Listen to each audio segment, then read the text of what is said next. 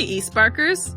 My friend Pandy has been collecting bamboo sticks all year long to feed her family. Now she has hundreds of sticks and needs help counting them all. Let's help her count. To make this easier, we can start by putting the bamboo sticks into groups of 10. Let's see how many sticks there are so far. 10, 20, 30, 40, 50, 60, 70, 80, 90, 100. Wow, that's a lot of bamboo. Now we can use these 10 groups of 10 to make a group of 100.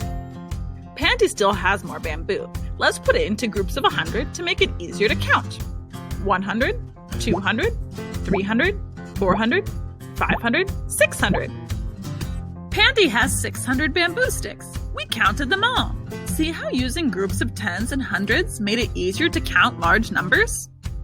In this quest, you'll be learning all about making large numbers with ones, tens, and hundreds, just like the number 600. Good luck on your quest and have fun eSparking!